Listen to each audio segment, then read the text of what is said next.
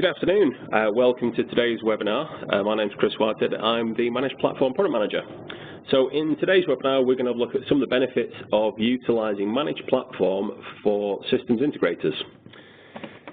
So a quick look at the agenda for this webinar, which should last around the 20 minutes or so. So we're going to look at some of the market feedback that I've collected over the last 6 to 12 months or so.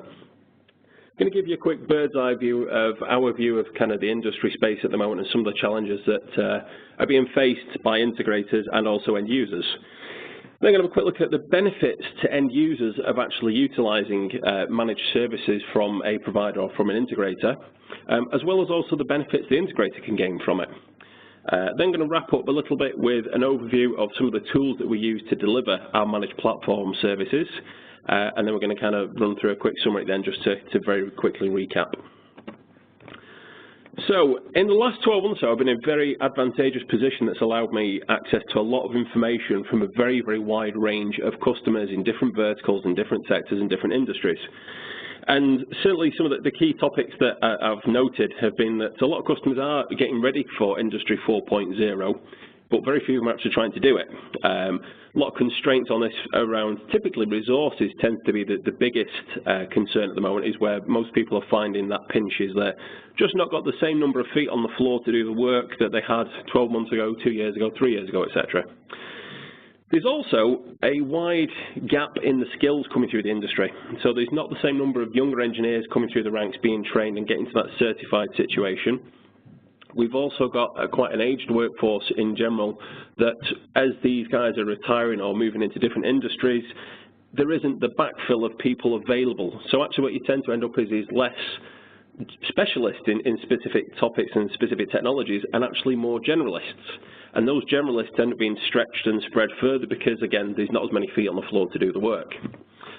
There's also the whole element of legacy systems. So a lot of these control systems that we currently maintain and looking at for people are very, very old. There's no way of wrapping that up delicately. These systems are put in 10, 15, some of them 20 years ago. And because the cost of actually moving to a new infrastructure is, can be prohibitive against today's budgets, and also the timescales involved and the amount of downtime it would take to implement one of these systems, they're trying to drag them on as long as humanly possible. So keeping them going, it's that stick-a-blast sort of methodology where if something breaks, it gets patched and fixed just to keep things trundling along and keep production going. And this in itself presents a whole range of challenges, and if you've got customers that are in that situation where they're trying to extract as much value from that system before they bite the bullet and actually replace it, then some of the tools that we're going to talk about and show you today will give you an advantage in terms of monitoring and maintaining that, and also using the information it generates to help you build CapEx cases to justify new projects and new upgrades and implementations, etc. So the point is there's a range of tools out there in the market space, and all of them have got their unique selling points and bonus points to actually using them. But they are all very, very specific. So there's specific tools for looking at hardware, there's specific tools for looking at software, networking, and then also different tools to look at availability and efficiencies. The truth is there is no one silver bullet that ticks all them boxes. And if you find one, then I don't think you're understanding your requirements to look at data accurately enough. There is no one tool out there that's going to give you absolutely everything you need in that one-shot process. So the balance is finding a blend of tools or a blend of technologies that are going to give you access to information that is usable. And it's all very well and good collecting lots of information, but actually then you need to turn that into actually usable data and usable actions. So I've briefly covered this already. The time periods between equipment renewals is growing, and there's lots of things driving this. The demand for leaner efficiencies and greater return on their investments. So people are not willingly throwing the cash about like they used to upgrade systems and put latest, greatest in because that's what we need to keep things going. Now it's a case of, well, the markets are uncertain. There's all the talk of Brexit and people holding on to that money and seeing where things fall after Brexit. So there's an awful lot of people who are. There are some, pots of funds available, but are actually holding off on it.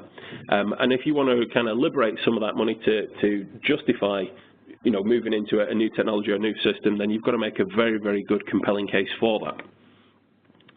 And lastly, cybersecurity is one of these things that raises its head in most discussions at the moment. It's one of these key topics. Ransomware is such a huge threat at the moment, and these threats are always evolving. So actually now security is becoming more commonplace. People are talking about it, and some people are now starting to get pots of money available to be able to do stuff with it, but actually a lot of them are not really sure where to start. So as an integrator, if you've kind of got a structured message on, well, actually, we're aware of the challenges, we know what the risks are, we know your systems are, and actually we know that the threats that are evolving around it, and actually then working with the customers to develop that strategy. Because a lot of them know they've got to do something, but don't know where to start.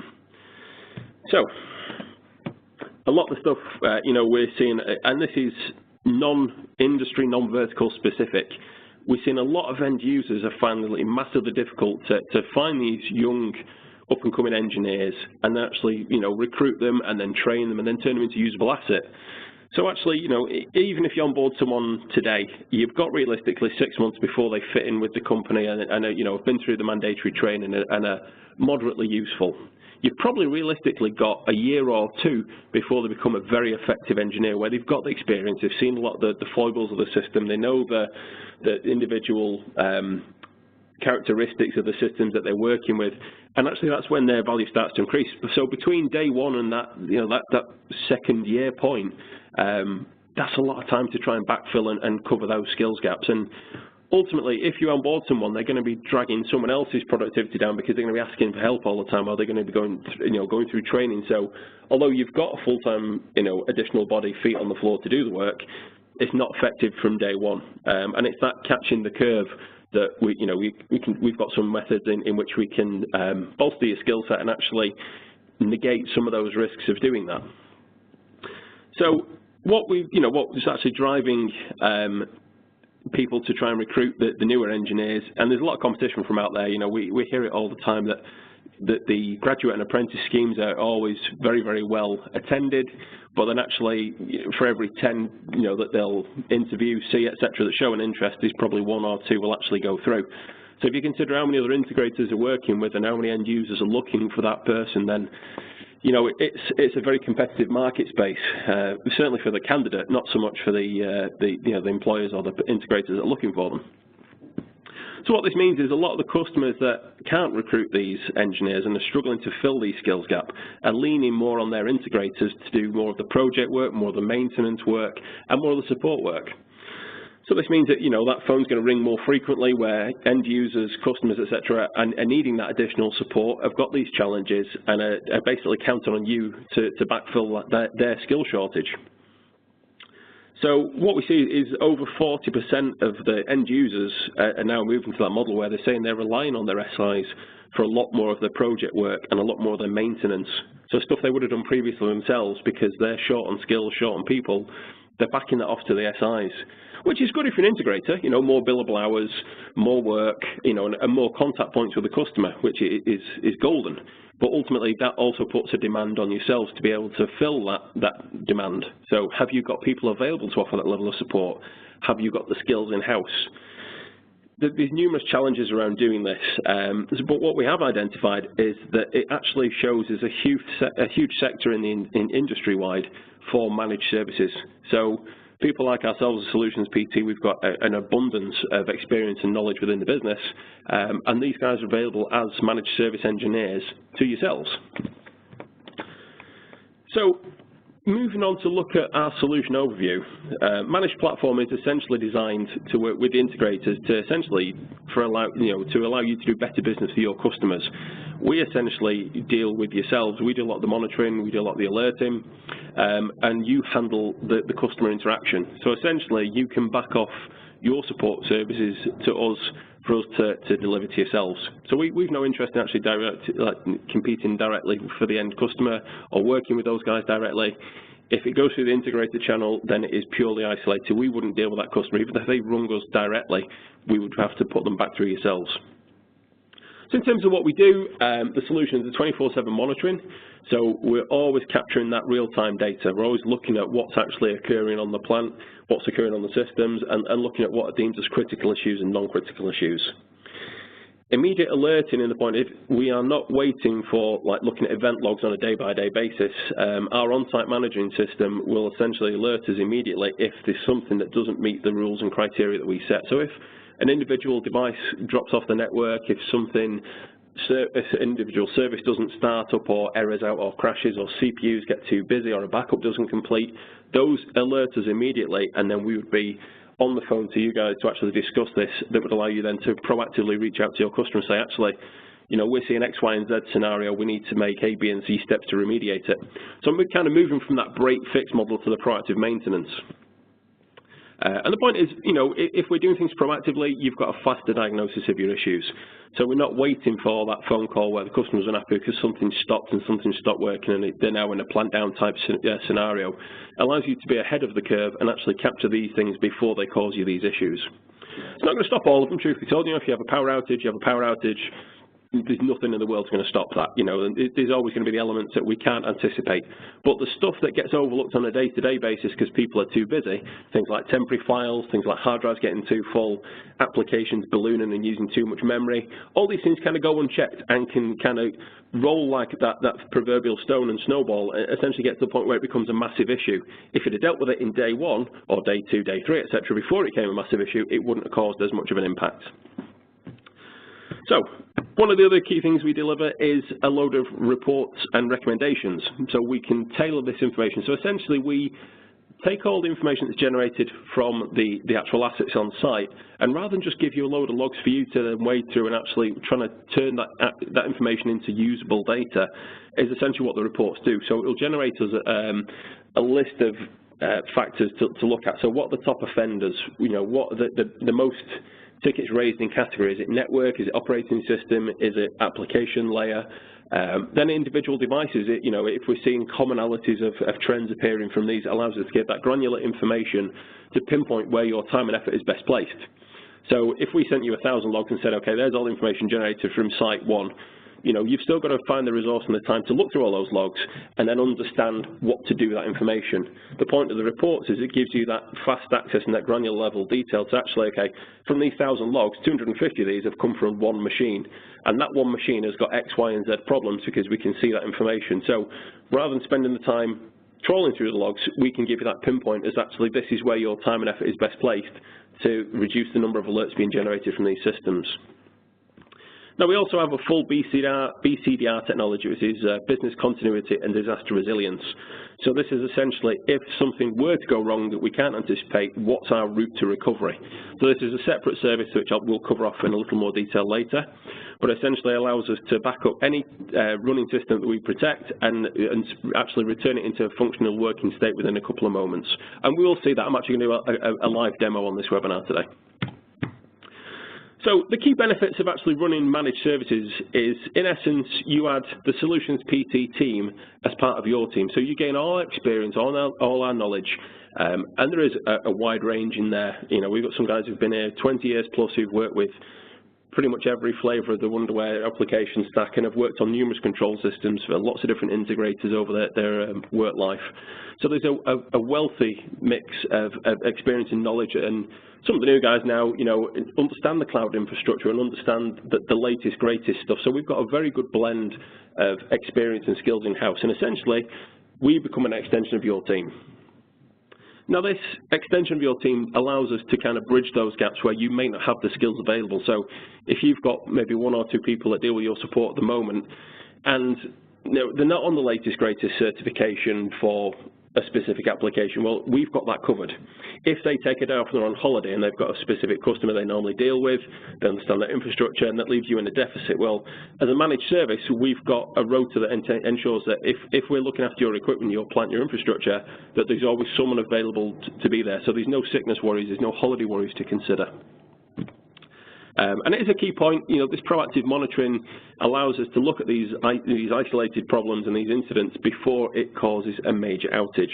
So again, it's moving from that break-fix model where the customer's only ever going to ring you when there's something gone wrong because that's when they need you, to you actually reaching out to the customer and saying, actually, we're seeing these incidents. Before it causes you a problem, we need to make these steps to fix it. Now, whether you agree that on a billable hours rate, which means more revenue for yourself, or whether you look into a service contract with a customer, so it's a flat fee for them, it's easy to manage in terms of their OPEX budget rather than trying to raise CAPEX purchase orders based on an ad hoc basis when something goes wrong.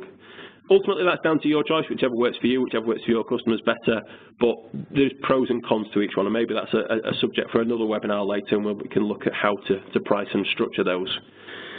And the other key point is, if you've got experienced staff yourself, by not dealing with the kind of the day-to-day support structure, it frees up your engineers to actually focus on more important stuff. So whether it's new projects, keeping up to the latest skills and training, and actually keeping things moving, the normal day-to-day functions of the business, rather than trying to worry about support. And the last point there, we've covered this quite a bit already, is it changes that relationship with your customer from them ringing when something goes wrong and having that unhappy customer at the end of the phone, to you reaching out to them and saying, actually, we're seeing these scenarios, these are the incidents, and this is what we need to do to fix it. So obviously the benefits to the end user is their equipment, their infrastructure, their critical or mission critical components are being monitored 24/7. So that means that, if they're short-staffed in the evenings, overnight, when they've not got the same level of technical skill set on site, ultimately that monitoring is done by us, and then we would alert you so you can alert the customer if they have a problem. So we're always looking to shave off that time between something being identified as being an issue and then getting to its point of resolution where it actually is all working correctly again. And the monthly reports, we feed these to you. There's nothing to stop you then rebranding them under your own details and actually send them to your customers. So the customer gets a detailed report of exactly what's going on in their plant, in their organisation, and actually in their infrastructure. So they've got a very, very low-level granular detail that they can actually then use to formulate plans with yourself around where the time and effort and their budgets are spent to remediate these problems. Alternatively, if you've got a very, very good working system where we're still monitoring it, that could be used to actually prove, well, actually, the system, when we put it in, has now delivered so many hours of uptime, which is 100%, 99.999%, and we've only suffered so many minutes of downtime. Because it's automatically calculated, we know this data is absolutely accurate. There's no way of it, it being miscalculated by somebody who's logged it on a spreadsheet or looking at incident logs. It gives you that real-time data to make those best informed decisions as to what to do. And actually can also be used to build justifications for new projects for CAPEX expenditure. Now looking at also the Proteus side of it, which is our BCDR technology, it is a fully managed backup solution. So you don't have to have someone who's trained on knowing the backup technology and the hardware, the software, etc., and then actually monitoring all the backups. We take backup points on a regular basis, and we ensure that they complete successfully. If one doesn't, we would be on the phone to discuss with you why that's, why it's not worked or what the error has appeared as and how it's remediated. We also, again, moving into that kind of security realm a little bit, we have the ability to detect for ransomware on each backup point. So we scan the backups in real time. So as we're taking the data, if we see signs of a ransomware that kind of sets the sirens off at this end, and we'd reach out to say, actually, we're seeing what we think is a ransomware infection on this backup point, you need to have a quick discussion with your customer and do some testing and interrogation of the data. Now, if you decide to go down that route, we've also got cloud replication as well, and it is a private UK data centre. So if we have to prove where that data is held for any legislative purposes, we know exactly where that data is held in the UK. There's only two locations. We back up to one, we replicate to the other, or vice versa. If we back up to the secondary site, we replicate to the primary.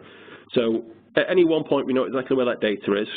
In terms of data on the move, it's fully encrypted to AES-256 as well. So from the local device on the network to the vault, that's encrypted, and then from the vault to the cloud is also encrypted. Now, we can encrypt the data at rest as well, so if you wanted to, you can provide us that encryption key and we'll encrypt the backups. It is true encryption, there's no backdoor for us, so if you lost your encryption key, you lose your data. There's no way we can unencrypt it. We haven't got a supercomputer sat there to churn through however many thousand files you might have to try and recover them. Now, we take full image-based backups with this technology, so we're not just taking a bunch of files and we're not doing just the operating system. We're not separating it out as a full image-based system. So it allows us to recover very quickly in the fact that we can restore to any type of hardware, so we don't have to go the same vendor to same vendor or same model to same model. Also allows us to mount it as a virtual image and spin it up on either the vault itself or actually on another hypervisor. So if you had a spare ESX server or Hyper-V box somewhere, we can take that backup point and mount it as a VM and spin it up. So not just in terms of backup, that's a really useful tool for integrators in terms of testing, like a sandbox environment. So if your customer is taking backup points every hour, and you're doing some project work and then say, actually, no, we want to do some testing of a patch and some updates, rather than having to bring the system down to take a clone of that live data and then mount it in your test environment, we can take that backup point for you and export it into your ESX environment, your Hyper-V box, or even just like a VMDK file to spin up on a laptop. You've got the latest, greatest data, the full application set as it is, and you can do as much detailed testing as you want to on it. Ultimately, we've not affected the running system. We've got that tool set available there as well. So the point is, this is designed to save you time and effort. It's not a service you've got to manage. You don't have to keep checking the backups. We do that for you. And we also have the ability to prove restorability every day. So rather than just taking the backup and waiting for that little email that people normally see that says, okay, your backup completed successfully, and taking that as gospel and never testing it, we test those data points every day. So the first backup point we take every morning, wherever time that is based on the site requirements, we will take that, it gets mounted as a virtual machine actually on the backup vault itself, spun up as a VM, we get it to the Windows login screen and it's snapshotted. We essentially take a screenshot of the login prompt to prove it started up and there's no errors, no failures, etc., and that gets emailed to you. So at least once a day you will see a proven restore point that we know works. Now, typically we use the first one in the morning because then if something doesn't complete properly or we need to run additional interrogation to it, it gives us the full working day to do it. So rather than doing it in the evening when we've got the full day's data, we do it every morning. And then we take hourly backups throughout the rest of the production cycle as well. So how does this impact you as an integrator? Also, the first thing is you've got a lot more frequent contact with your customers. So you've got more likelihood that actually the customer is going to be speaking to you more frequently. You'll get wind of these opportunities as they appear more frequently. Ultimately, a higher likelihood of you getting more billable hours or a better support contract from it. And the point is, if you're not in the services section at the moment, which I know probably a couple of the smaller integrators and not some of the bigger ones certainly are, there's two ways to look at this. One is it's an easy way of improving your service offering if you've already got one. If you haven't, it's a very easy way of moving into service and support contracts with no real overhead to yourself. Ultimately, as an integrator, we've got an integrator pricing structure that allows you to put a margin on top of this. So it goes from being a project-based service to actually a month-by-month recurring revenue stream for yourself. The key one as well is you get better visibility of that system performance and utilization. So again, it feeds back into, if you're trying to make those project justifications as to why you want to do something, having that real-time data that's been collected from a running system in real time can really bolster that. If assuming the system's working well. If it's not working too well, then ultimately you can maybe make a case, well, you need to look at putting some extra hours to one side for us to do this work, to remediate these problems and bring these availability figures up. But having that information to hand will allow you to make those decisions and have that discussion with the customer. And the customer's certainly going to be, benefited by the fact that you're reaching out to them proactively to do this rather than waiting for that break fix. And if you are using the Proteus service, obviously we can ensure those systems, that data is protected and is proven recoverable. So rather than you having to find resource to take the backups and then test them and then document it and send it out to the customer, there's a couple of emails that will fly into your inbox every day that proves that that restore point works. If it doesn't, then we'd reach out to you to arrange time to test it and fix these things. So this leads on to managed platform and actually how we deliver these to the integrated services. So two ones that we've talked about very briefly. Proteus, I've mentioned, is our business continuity and disaster resilience service, and Exalia, which is our 24/7 infrastructure monitoring service. So I'm going to start with Proteus. So Proteus, as I say, it's not just a backup technology, and when I have these discussions with people and they mention backup, it kind of pushing my buttons a little bit because it is a lot more than just backup. We're not just taking a backup of the system. We're actually looking at the real-time data changes. We're tracking what's happening. It is a managed service, so we're doing that if you like legwork for you. We're ensuring that the data is protected. We prove its restorability. We're checking it for ransomware. If something doesn't complete, that's when we're on the ball to actually get in contact and fix these issues to make sure that we're not losing any data. So when we look at RPO and RTO targets, which if you're not familiar, are recovery point objectives. So your RPO is if it goes pop at midday, when's the last restore point? If it's 10 o'clock, then you're going to lose 2 hours data. You've got a 2-hour RPO. And then recovery time objectives, which are RTOs. So that is from 12 o'clock failure, how quick can you get back up and running? And the point is, using some of the technology in the Proteus system allows us to keep these two figures as close together as possible. So we take backups typically every hour. So we're only capturing delta change. It's not a full backup process. So it's designed to be efficient in time, in bandwidth, and resources as we take them. And then actually our recovery times are varied. So it can be from a couple of seconds if we're just going to locally virtualize it, to a couple of minutes if we have to fully restore a bare metal system back to on a physical host. But the point is, using this, we can back up and restore either way. So lots of options, depends on the customer site and their requirements and their infrastructure as to what's going to be best placed and best suited.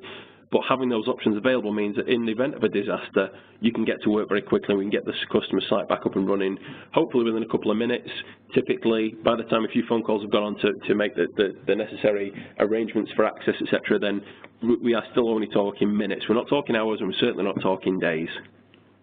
So we use the latest in hybrid cloud technology, which essentially means we back up from the local network to a physical vault on site, and the physical vault on site is then replicated to that private UK data center. So we're not going directly to the cloud. You know, some customers are still a little twitchy about that. Some got security concerns. Some don't like not knowing exactly where that data is held. But for those that do, it is, you know, encrypted on the fly from the endpoint to the vault and the vault to the cloud. We can encrypt it at rest if need be. Now, the instant local virtualization is that fastest route to recovery. So this is where a system fails at midday. By 2 or 3 minutes past midday, we could actually be back up and running with a real system. So I'm going to show a video of that in a minute of actually how I normally demo this physically and actually spin up a test laptop that we backed up in the office here. Now, I've mentioned ransomware detection, and one of the key points we'll make about this, we don't do signature-based detection. So we're not looking for individual strains of like Tesla Crypt or CryptoLocker or WannaCry or Petya or Bad Rabbit or any of the other like 500,000 that came out today. We do a behavior-based analysis. So we're not having to pump out loads and loads of updates to the vaults every day looking for latest, greatest updates. By using behavior-based analysis, we look for the footprints that a ransomware infection would typically leave. So operating system would still be intact, for example, all your personal files would be encrypted to .ecc files, and we'd see a huge amount of delta data change between the two backup points. So they, you know, without getting too low level in the algorithm, that's essentially what we look at is the behavior that ransomware would leave behind rather than individual signatures of it. So that means that taking those delta points every hour, if there was an infection, we can get things restored and recovered very quickly. But we have to detect it to be able to react to it. Now, the point is, if you've got a customer who is infected like that, and a lot of people do, just not many people want to talk about it for obvious reasons, the fact that you can reach out to your customer and say, I think, Mr. Customer, you've got an infection on machine A, because that's what we're seeing in the backups, typically you'll be able to detect it before the customer sees the impact of it. Because most ransomwares, to be fair, you know, they infect the system, they sit there and sit there and sit there before actually they start to encrypt the data. So, you know, a lot of them designed to sit there and be kind of inert, if you like, for a couple of days, couple of weeks, etc. But still, you know, without getting too low level in the algorithm, we've still got a method of detecting them actually just sat there because of the behaviors that they exhibit and what they do. So again, Proteus is a 24/7 monitored solution, so we're always looking at the backup. So if you're in a 24/7 production cycle, we're going to take those backups 24 hours a day. We're going to make sure every one of them completes properly and all that data is safe and encrypted and it is usable and restorable. Now, I've already mentioned RPO and RTO, but again, you'll see in the next slide when I actually do this demo that from that moment of disaster occurring, we can be back up and running in just a couple of minutes. Obviously, full VMware and Hyper-V support, as well as physical systems, so anything from Windows 2000 through to the latest, greatest Server 2016, we've a wide range of agents available to make this work. So it doesn't matter if it's a legacy system or it's latest, greatest, you know, this technology does work with both of them. Okay, so the video you're now seeing is essentially a live demo of me restoring a laptop. So I've gone into the back end and I've picked the data point that I actually want to restore. So I'm going to for the 2 o'clock Tuesday one, and I hit the Start Virtualization button. Now I've got the option here to adjust the physical resources of the virtual machine if you like, or actually I can leave them as the standard and just press start. So I'm going down the quickest route to get things up and running here. So what you'll see now is it's preparing the restore, and you'll now start to see a little black BIOS screen, then it moves to the Windows load screen. So essentially, we've cloned the entire laptop in the actual Proteus vault, and now we're booting it as a VM. Now you'll see I've got the option to connect via VNC, or I've also got the option to go in via RDP. So I'm going to do the RDP option now, and it's going to download a little RDP config file for me. All I do is click it to open it up in the terminal console option, hit connect, accept the new certificate, and you'll see I'm straight onto the desktop of the running system. So if you were timing and you were clever, that's 2 minutes 15 seconds to get that box up and running. And you see all my files are there. So if I go into the pictures or documents folder, all the main files that I had in the full data set are completely there. And likewise, if I go onto that, like the start menu there, you'll see all the applications that I had previously installed are all there as well. So even though we've only picked an incremental data point between the full backup and the others, it actually compiles that back into a full usable stack. So it is a full image-based system. So 2 minutes, 10 seconds or so is that demo to actually get that back up and running. And then when I'm finished, I can just drop this VM. I don't need to gracefully shut it down. So that essentially is just how quick we can get a box back up and running in the event of a failure.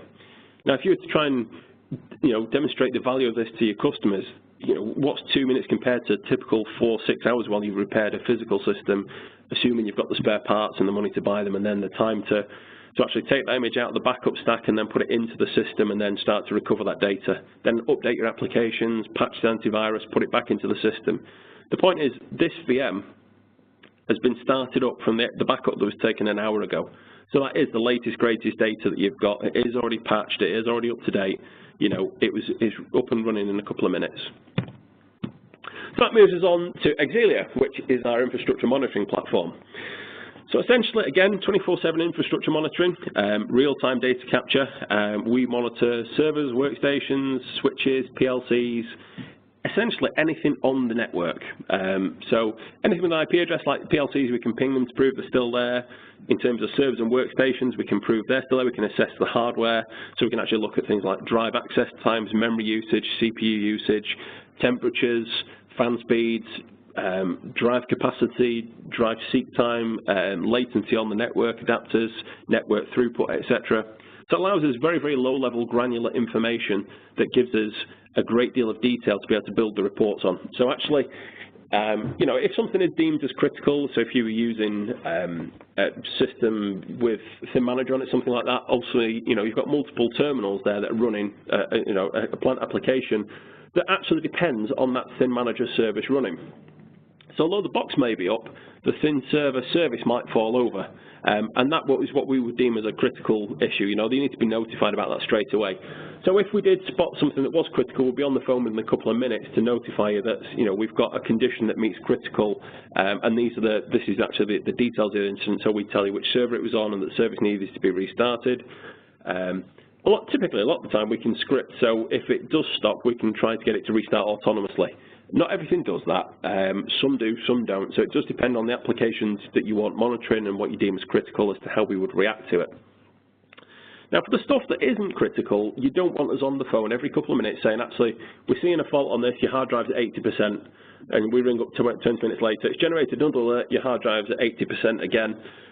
So actually, for the stuff that is non-critical but is still important, we collect that data, and then once a month we would schedule a review call with you to assess that data, and actually, the reports that we generate on that would turn that bulk of data into usable information. So what the top 5 offenders are, where most of the alerts have come from, what categories those alerts fall into, and then our recommendations of how to move forward in reducing those alarms. So, is it a system that needs repairing? Is it something that needs the VM resources improving, reducing, etc., because we've seen problems with it?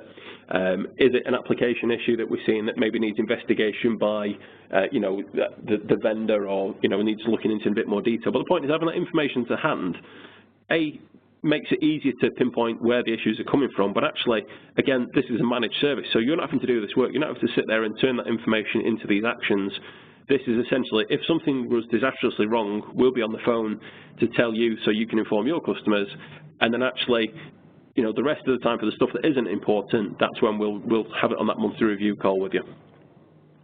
Now, it also gives us the option to do secure remote access. So we use something called an on-site manager, which is essentially on the local network, either a virtual or physical appliance that collects the data locally across the network, and then we encrypt it to feed it back into our cloud here. Now, we can basically create these secure connections into the on-site manager so you can have remote access to be essentially on the inner edge of that network.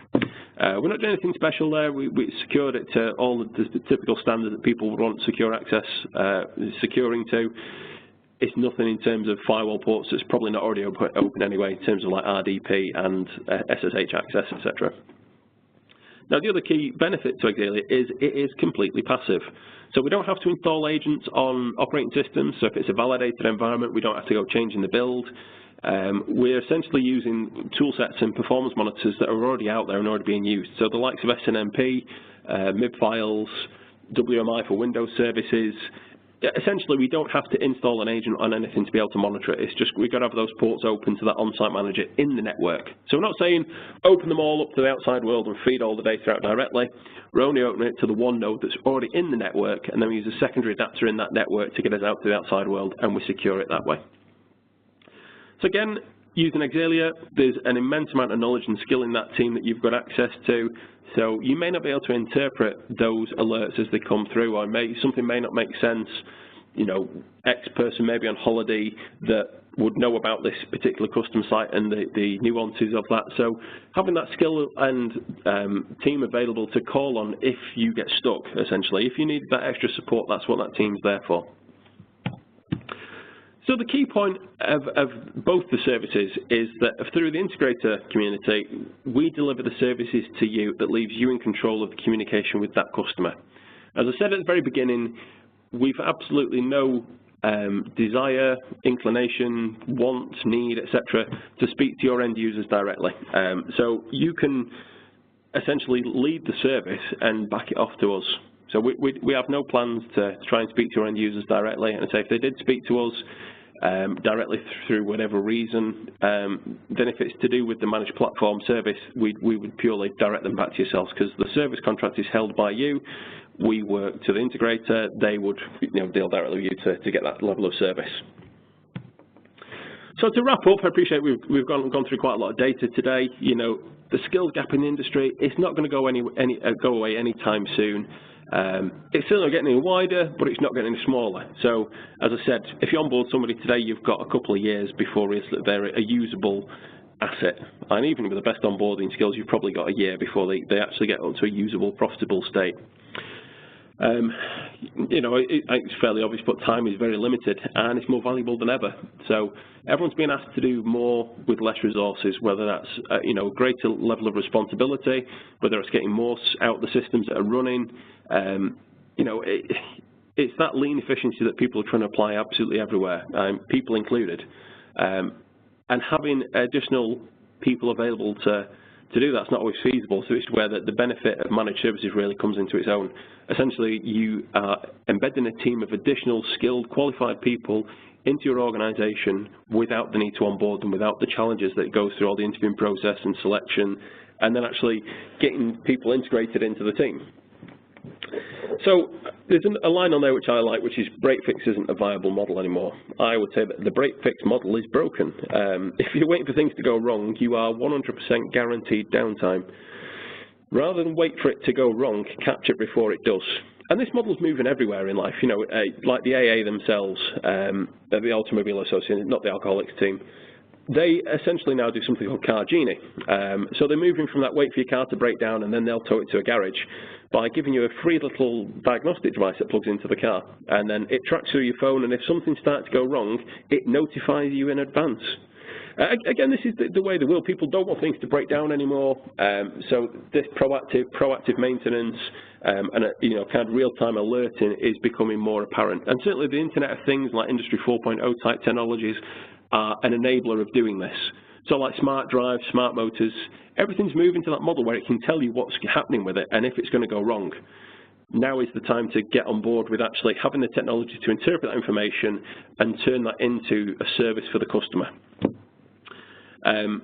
Lastly, this is a method in which to develop and strengthen your service offerings. If you're already delivering service contracts to your customers, can you get the same level of information that we can deliver with these two tools? If you can, great, hats off to you, well done. If you can't, this is a very easy way of being able to bolster that service offering without the additional complications and training and costs that's involved with it. So, just to wrap up very finally, Azalea can help increase your uptime and availability by monitoring real-time data from these critical control systems. And ultimately, Proteus is that, if you like, the best of class in terms of a plan B.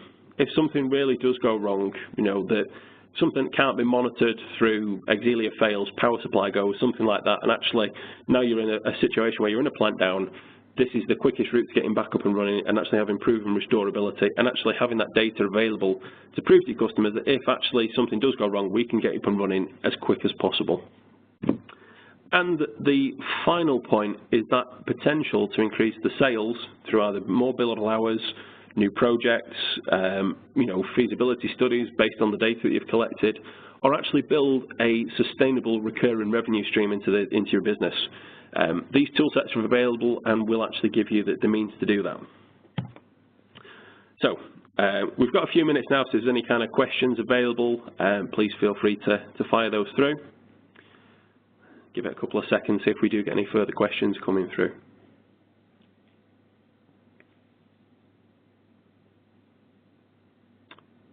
Okay, so there's no questions at this time, so just leaves me to kind of wrap up and say thank you very much for your time today. If you do want any further information on anything that I've talked about today or anything you'd like to discuss, please feel free to contact us.